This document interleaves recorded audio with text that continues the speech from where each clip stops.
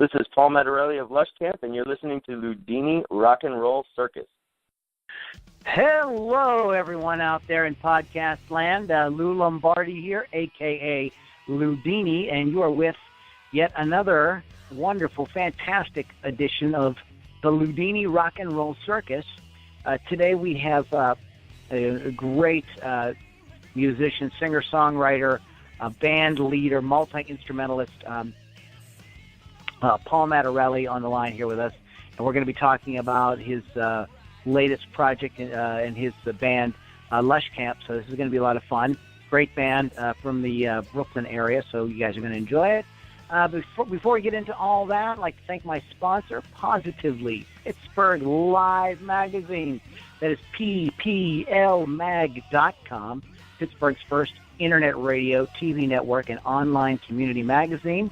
You can listen to and watch and download, receive emails with the best audio and video created by members of the community. There's a great place to get all kind of amazing articles and coupons, and you can find different kinds of businesses. Lots of great content being produced and uploaded there every single day. You can even have your own magazine page there. You can publish your own articles, upload your own audio and video, a podcast per se, like this one if you so desire. It's a great place to be seen and heard by about 1 million unique visitors every month. So you definitely want to check that out. If you've got something to promote, it might be something to consider. Positively Pittsburgh Live Magazine, pplmag.com. You are listening to the Loudini Rock and Roll Circus, and our website is loudinirockandrollcircus.com. 2 interviews every week, Tuesdays and Thursdays, and a music podcast every Saturday with my lovely and talented and amazing co-host, Miss Katie Simone. So you definitely want to check that out. Check back, check often. Go to loudinirockandrollcircus.com. And if you just don't want to be bothered with checking the website all the time, simply sign up for our mailing list, and you'll be notified every week as to the happenings and the comings and goings, and you'll know exactly what you have the podcast sent directly to you. All you got to do is click a button and listen. We make it easy for you. Okay. Speaking of easy, I got this great singer-songwriter, multi-instrumentalist band leader, Paul Matarelli, on the line with me today. The band that he's fronting is Lushcamp, and it's a New York indie rock outfit. They mixes kind of like an alternative rock music that captures the bittersweet flow of memories. Each tune ignites the senses with catchy guitar hooks, powerful vocal melodies, and heartfelt lyrics that time travel through this through our guest here today, Mr. Paul Matarelli, singer, guitarist, and songwriter. These songs are drawn from his personal experiences, and the tales told by the group songs are honest and relatable. And they have a great lush sound, and I think that is where they got the name Lushcamp. Paul, welcome to the Loudini Rock and Roll Circus. Thanks so much for having me, Lou. And by the way, I love the name of your podcast, the Rock and Roll Circus. That's outstanding. Oh, thanks a lot. I appreciate that, man. Cool. So Paul, let's talk a little bit about. Let's give everybody at home like a sort of background here on you. You grew up with a lot of musicians, right? You come from a musical family, right? I do, yeah. Both my grandparents, played and taught music, and my mother, played in the church, the organ, and also taught choir throughout her entire career. So, you could definitely say I came from a lot of musicians within the family. So, what is your some of your first memories of like pop or rock music? What kind of got you? What artists or what bands kind of initially lit your fire? I'd have to say it's either Van Halen or Bon Jovi. It was, right around that time when, both those bands were just coming out with hit after hit. And, I have an older family friend, maybe he was a few years older than me, that he was already, playing guitar. I was probably 8. He was probably about 15 or 16. And he's the one who really introduced me to so much, great music that I still listen to, regularly to this day. Wow. So but you didn't start playing right. When did you start? When did you start picking up the guitar? And it was the guitar, right? It was the first thing you did? Yeah, I definitely played a lot of instruments growing up. Okay. I took piano lessons directly from my grandmother. I took drum lessons when I was in junior high, and guitar lessons intermittently through that period when I was kind of still an adolescent. And the thing is, when you're a kid, you're not really determined or driven. It's kind of just it's something you have to do instead of something you might want to do. So they kind of came in and went out, throughout my youth. But around, I'd say, 19 or 20, I was in college, and I had guitar, just sitting there collecting dust in my home when I came back from college one semester, and it was something I had to get back into. It was just the actual deep seed that was inside of me actually started to kind of germinate and was ready to kind of come out. So that's when I started like relearning the chords I had learned, years previous, and really just kind of getting back to the basics. And it starts by just playing three chords and recreating great songs that everybody loves, and from there it starts building on its own. You start really kind of getting into the groove and start playing with your own kind of chord changes and ideas in your head, and that's when you start making some music of your own. Were you I mean, other than being forced to take music lessons as a kid, were you kind of a creative kind of kid? Was that sort of something that did you like the arts and were you that kind of kid, or were you like more like a jock? No, definitely. I was definitely more into the arts. I did, sports and activities like that.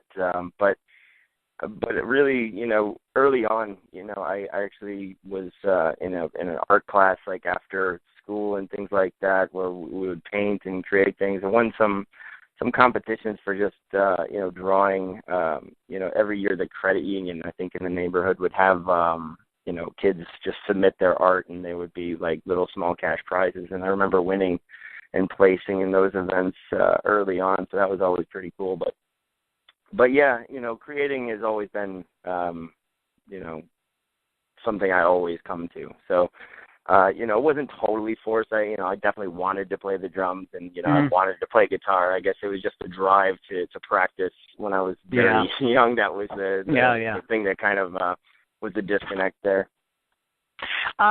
So you've picked the guitar back up. You're noodling around. You're coming up with ideas. When did you say, "Oh no, I'm writing songs now. Like I want to do something. I want to," you're going from just picking it up and kind of becoming interested to now you're like you really want to do something. Like, did you want to start a band right away? I think if I read in your bio, you have actually your own solo record first, and I want to compare and contrast that. But what was the the first thing that you did after you got back into it?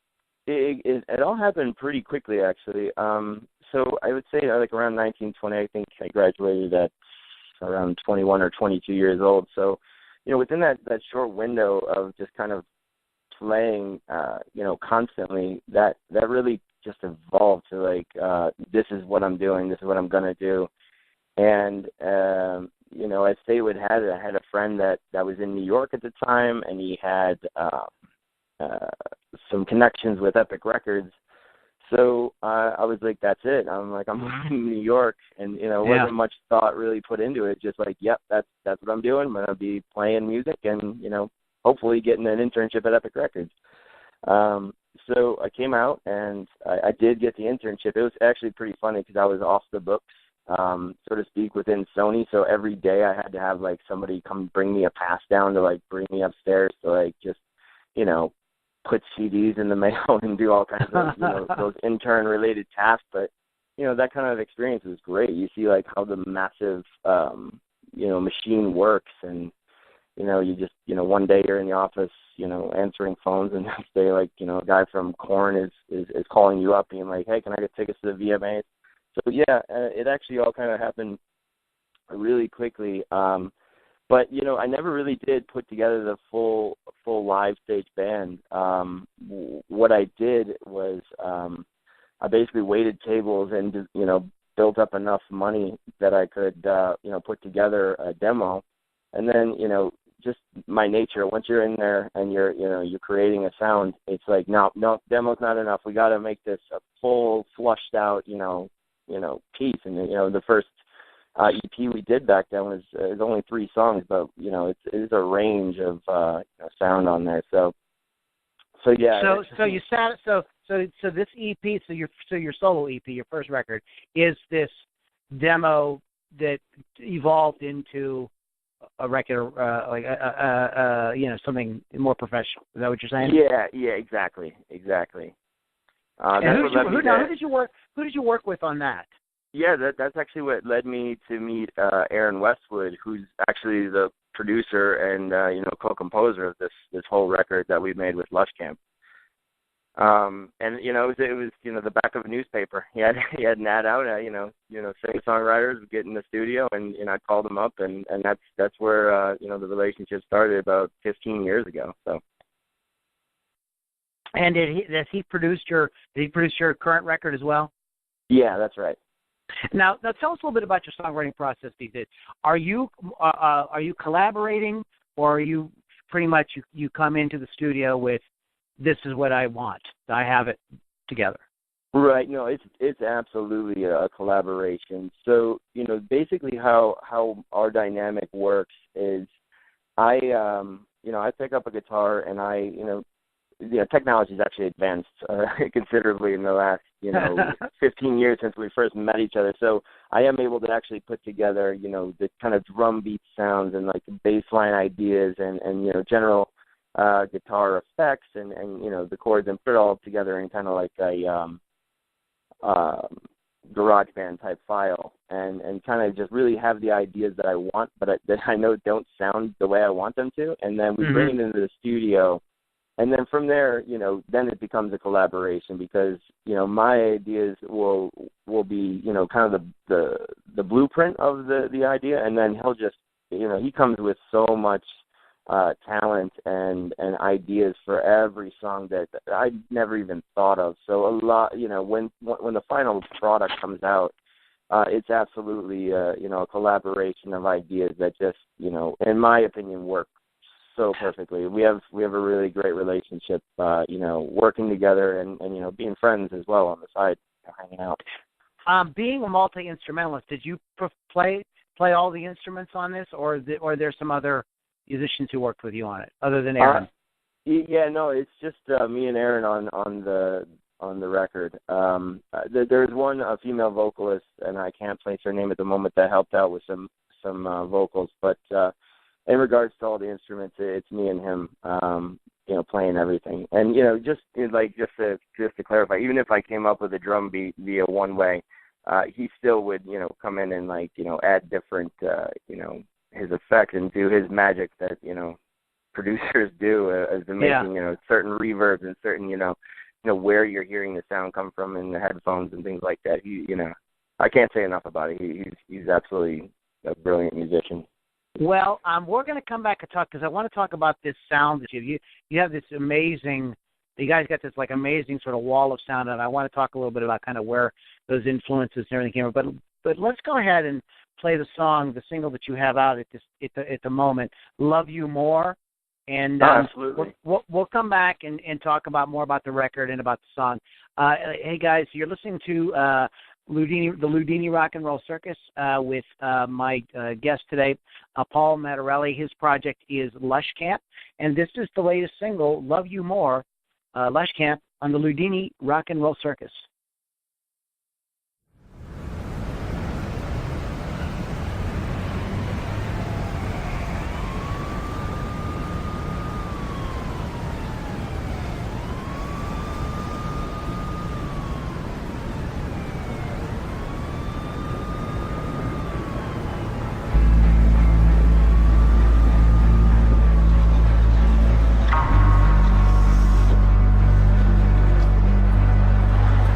Sex on the guitar strings, drinking like you love wine, child in a tears, hear your voice like it's the last time. Maybe I'm a menace, I've been causing so much pain, but I'm dying like a sinner where nobody knows your name. And I swear I love you more, I love you more.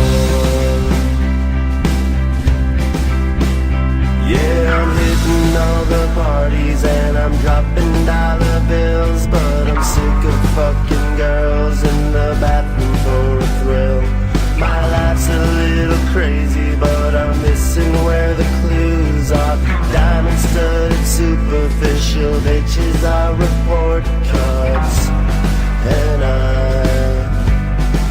love you more.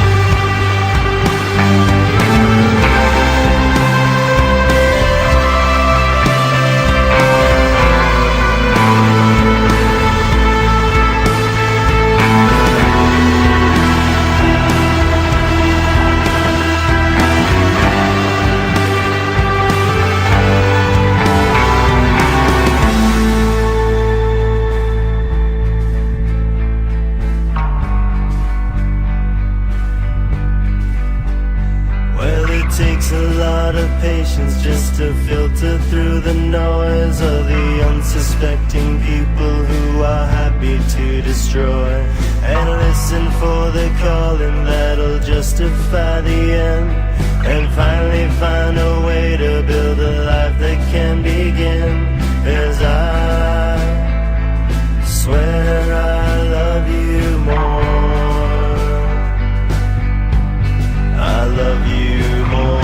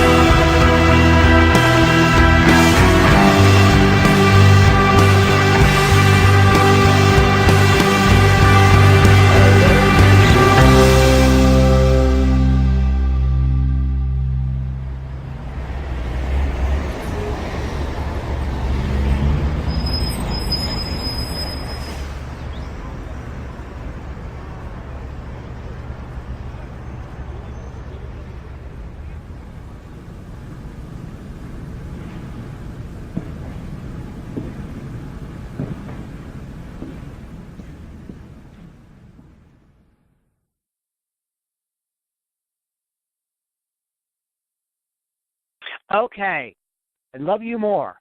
Now, you have a great line, Paul. And the opening line, sex on a guitar string. Yeah. Am I hearing that right?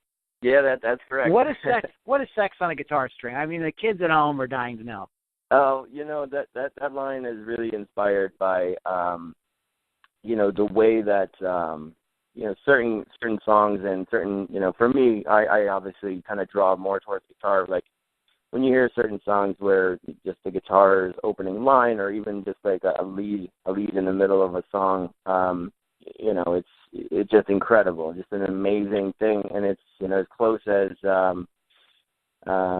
you get to one of our more basis pleasures is sex. It's just the sex on the guitar string, just that sound and that thing that just kind of touches you inside.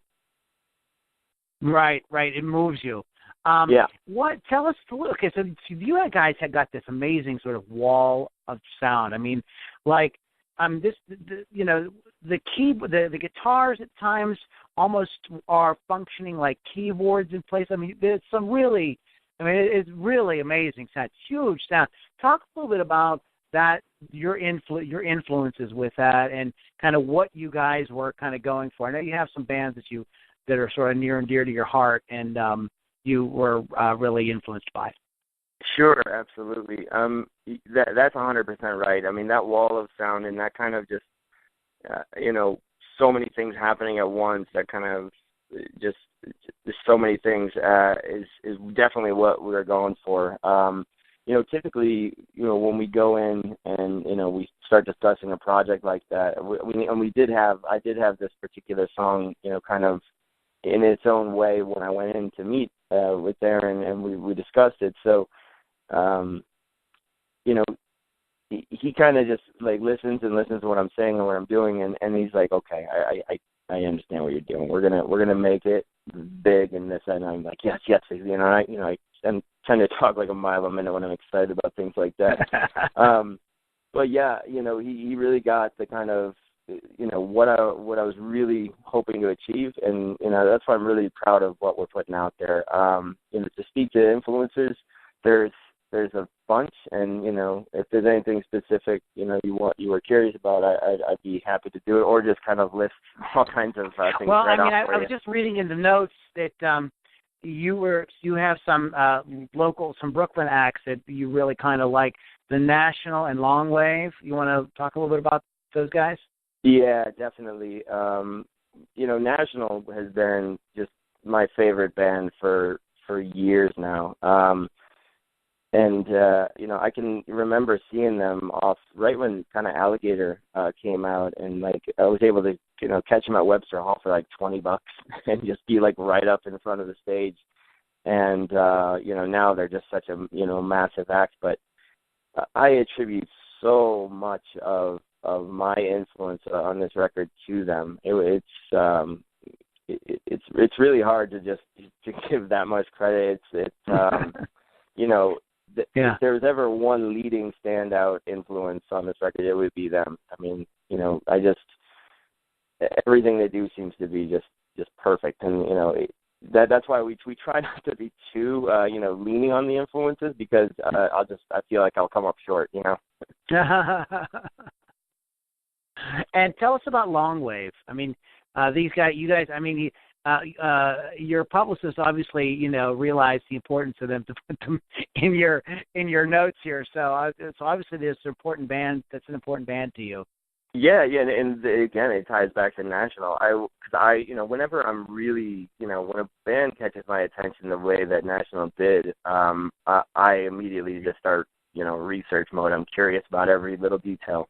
Yeah. And when, for every article I read, they just attributed like their sound to Long Wave, so that I just dived into that band too, and just found so many cool nuances that I was just like, oh yes, this is what like I want my music to sound like. So it was, that's how they got tied in. It was actually, odd that they are influences on the band as an influence on me, and then they became an influence on me the more I kind of got into their sound. So, full circle. Right. And I think that so is the title Lushcamp, is that a reference then to the overall vibe and sound of the music? It sure sounds like it to me. Yeah, absolutely. I've always wanted, and when you talk about band music, it's such an interesting thing when you're trying to pick one. It's like, with a song, it's like it can come and go. If people like it, it sticks around, and people talk about it. But the name, man, that's like one decision you have to make that's going to literally be on everything you do forward. So. It was an interesting process of picking the name, but I really love the adjective lush for so many reasons. Lush sound, lush greenery, lush is like compared to like sexual attractiveness and all kinds of, and being a person who drinks too much and like all these things. And I thought, what a perfect kind of thing to attach to as like a rock and roll act. I just thought it clicked so perfectly. And the other cool story about that is I was on a plane. I think I was coming back from Grand Cayman about a year and a half, 2 years ago, when we were still working on this record. And I was drinking too many cocktails on the plane, but I was like, I got to come up with a name. So I literally wrote out a list the entire flight. Every name that came into my head that would be a cool band name just came into my head. And now Lushcamp I had in my head probably, I don't know, a couple of years before this even, but I put it on the list.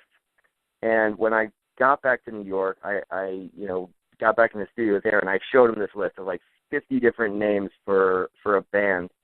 And out of like 50 names, he picks the one that I was always kind of, attached to. Out of just a list of 50, I'm like, well, shit, that's it. We got the name. Confirmation. Yeah, exactly. Cool. And so the record is, when is the record going to be, or is the record completely released now? The record is out tomorrow. I'm going to actually put it out. I'm not exactly sure because I did this through CD Baby, so I'm not sure if, there's a specific time for CD Baby, but the Bandcamp, version of the whole record is going to be out midnight tonight. I'm going to make sure that, sweet. With Bandcamp, you're the one that pulled the trigger. So, yeah, midnight tonight, I'm pulling the trigger on that. So it'll definitely be available as of tomorrow. So are you? What are you doing? Are you gonna tour with this? Are you playing out? I see here that you have an affinity for some of the historic venues in New York. Tell us a little bit about the sort of Lushcamp live experience. Yeah, it's an interesting thing because I really that's the next step. I wanna get this and start playing live. The caveat to that is, it's two guys and we don't have a fully fleshed out band. We're doing all this stuff in the studio. So the next stage now is for me and Aaron to really kind of come up with a band that's, kind of in it to, that is with the sound, believes the direction, and start playing some live gigs in New York. And then, from there, take a show on the road. But yeah, it started off as a studio project, so there's not a firm deadline on how soon that's going to be. But that's I put a lot into kind of getting all this out. I had no idea the amount of work that goes into releasing a CD. I did a little bit, but the more you kind of work on it, there's more things like, oh, we got to do this and this now. But yeah, so a lot of my time and attention's been on that. So now that tomorrow's officially the release date, I can really start focusing on the next steps of getting out there and in front of people, because I really miss it. I used to do the live solo acts in the Village, just me and a guitar, and as much as I love that, I really feel like it would be a bit of injustice because there's so many cool textures on this record that I would love to convey live the best we can. So how can everybody stay abreast of what you have going on? Why don't you go ahead and give out your website and links and how people can follow what you're doing? Absolutely. So the website's lushcampmusic.com, and in regards to Facebook, it's /Lushcamp. Instagram is at Lushcamp. The Twitter is at Lushcamp. So fortunately, apart from the URL of the title, I was very fortunate to get Lushcamp across the board. But for the website URL, it's lushcampmusic.com. Lushcampmusic.com, kids. That's LUSHCAMPMUSIC.com. So in case you guys didn't get that, definitely want to check that out. You guys, so you go there. I was looking at your website. You can, if you guys go to the website, you'll see that there's an offer there that you can immediately download one song, and then you can sort of sample some of the other stuff and get on Paul's mailing list. It's definitely something you guys want to check out. Is there before we wrap up here, Paul? Is there anything else you'd like to add before we close out today's podcast? Just want to say a big thank you to you, Lou. Really appreciate you having me on here. And again, for everybody who likes this sound, it's lushcampmusic.com. Please, shoot me an email. It's lushcamp@gmail.com. I try to enter absolutely everybody. So I love staying in touch with fans and just trying to build a good group of people to enjoy good music. Excellent. Great to hear. Hey, Paul, hang on a minute, buddy, because we're going to wrap up, then we're going to come back, and I got a bonus question for you. You got a few minutes? Absolutely, Lou. All right, buddy. Hey, hey, kids, you've been listening to my talk here with Paul Matarelli of Lushcamp. That's his latest project. It drops. You heard him. It's dropping at midnight. So you definitely want to go. Just go to lushcampmusic.com, and you can get all the information there. The whole record is really, really good. You're really going to like it. This is something that was done with a lot of care. It is definitely nothing like a demo or anything half-assed. This is a very serious record, and you guys are really going to like it. Great rock and roll. Speaking of great rock and roll, if you believe in this kind of music, and I know you do, or else you wouldn't be listening, and you really want to support it, you want to get down and dirty, you want to get in the trenches with the Loudini Rock and Roll Circus and help us pull off some of these crazy ideas we have to help promote bands like Lushcamp on an even more in a more meaningful way. Go to supportindyrock.com. That is supportindyrock.com, and you can become a partner with the Loudini Rock and Roll Circus, and there's a lot of great perks there. You are listening to the Loudini Rock and Roll Circus. That is loudinirockandrollcircus.com, and you want to go there, and you can sign up for our mailing list, or you can just check back and check out all the great past podcasts we've done. Lots of interviews, lots of music podcasts. You definitely want to check that out. One more shout-out to my sponsor, Positively Pittsburgh Live Magazine. That is pplmag.com. We love those guys. They've done a lot to support the Loudini Rock and Roll Circus, and we really appreciate them. Guys, thanks so much for listening. You are listening to the Loudini Rock and Roll Circus. One more time, that is loudinirockandrollcircus.com. Guys, check it out, and we will catch you on the next podcast.